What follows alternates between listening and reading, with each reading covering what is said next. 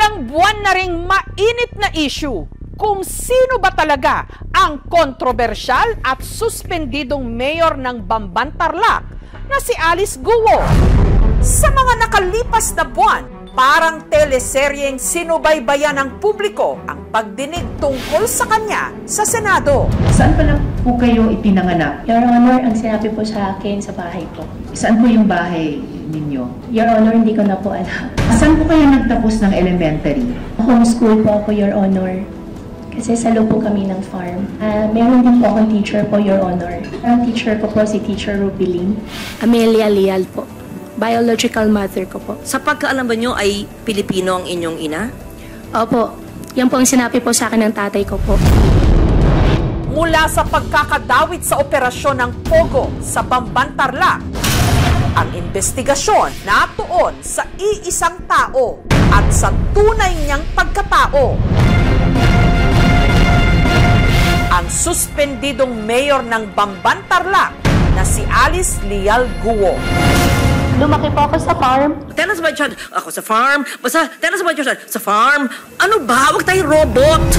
Dahil kasi sa ilang impormasyong natuklasan mula sa mga nahalungkat na dokumento at sa mga hindi tumutugmang pahayag ng mayor, ang mga mambabatas, may duda. So lumalin yung misteryo sa kanya. Magsalita po kayo sa Kapampangan kung kayo'y lumaki sa... Madam Senador, konti lang po yung alam ko po sa Kapampangan. What Chinese language do you speak? Fukien or Mandarin?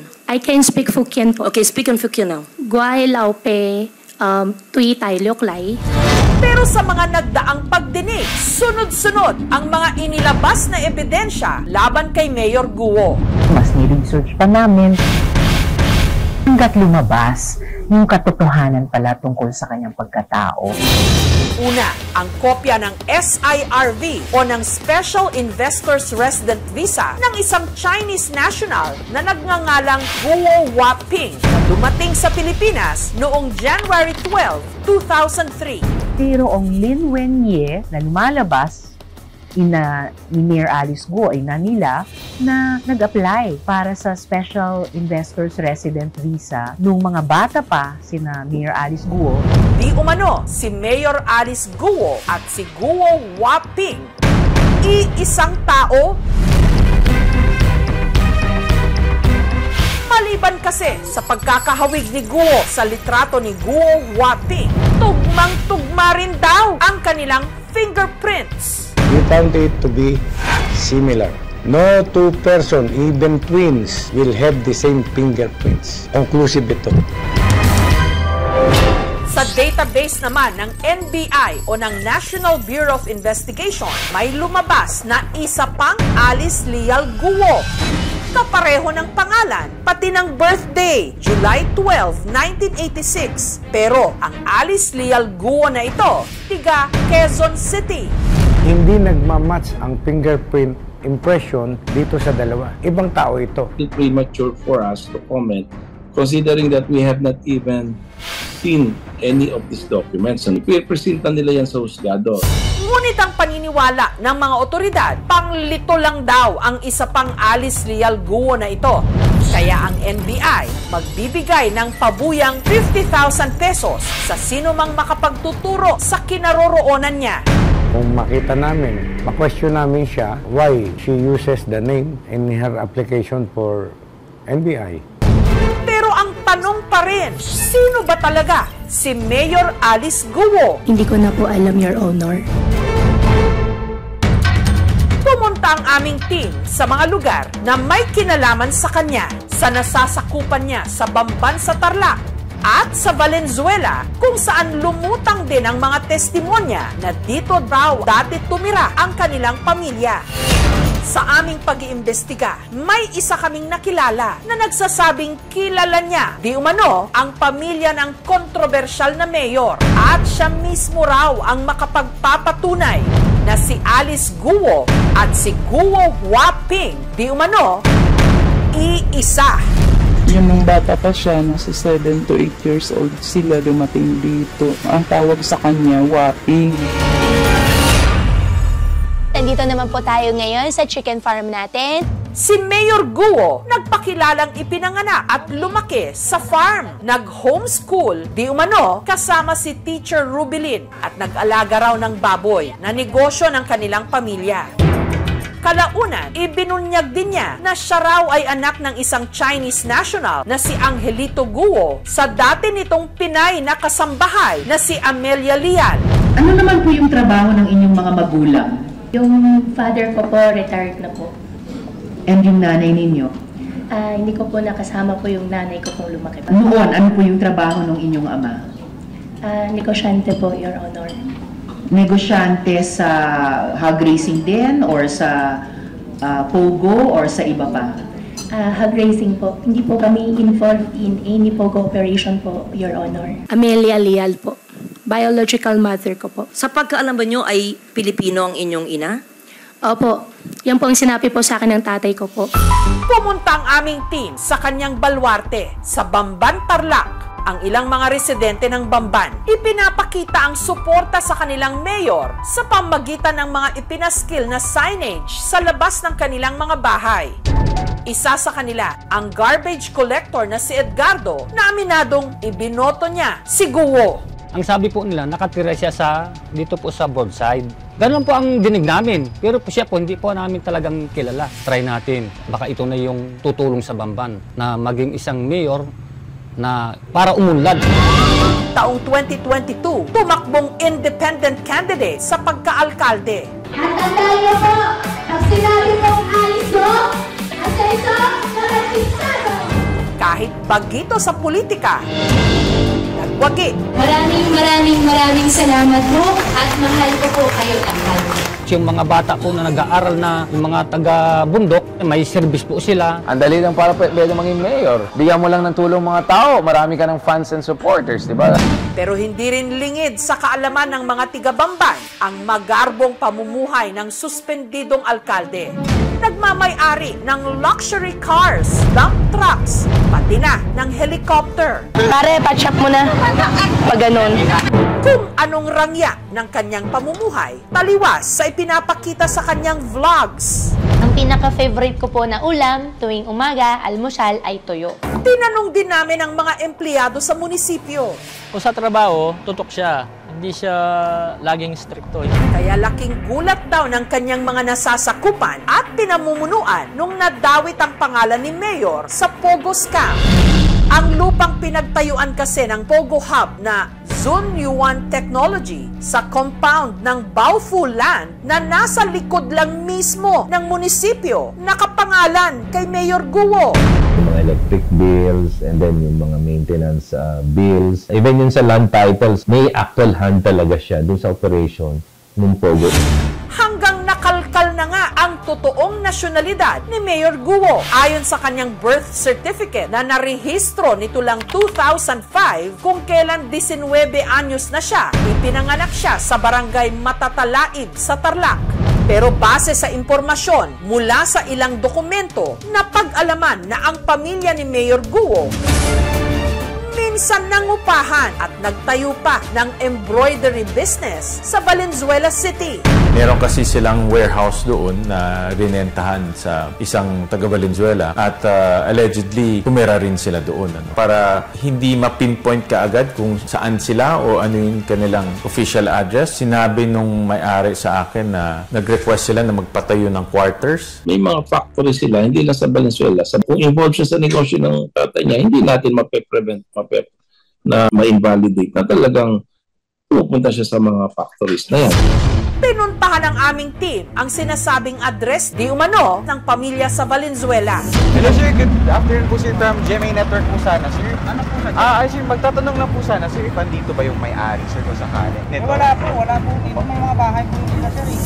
Nung tinanong namin ang kapitan ng barangay kung meron silang record ng sinasabing embroidery business ng pamilya Guo na QJJ Embroidery Center Incorporated, wala kaming makitang business name doon sa record. Nagtanong-tanong din ang aming team kung may nakakakilala sa pamilya Guo. Pero hindi nyo nakita siya, yung mukha niya, hindi po. balita lang. So dili po ula ka kabantay nga naa dira. Hindi ko alam na ano. Hanggang may isang nagpakilala na nagsasabing nakikita niya di umano noon na labas-masok sa warehouse ang babaeng kinalaunan naging Mayor Guo. Mahal na mahal ko po kayo lahat!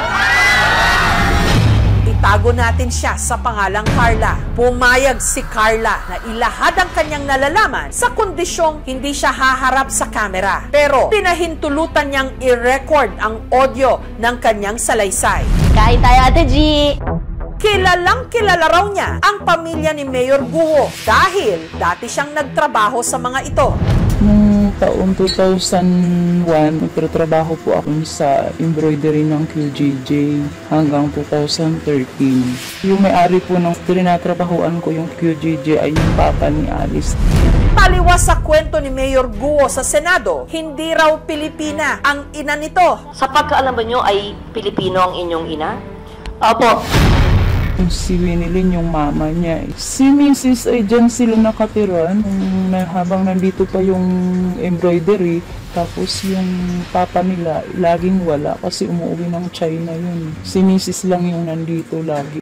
Ang batang Guo, madalas daw noong nasa warehouse. Pero di umano, iba ang tawag noon sa kanya. Yun nung bata pa siya, nasa 7 to 8 years old, sila dumating dito. Ang tawag sa kanya, Waping.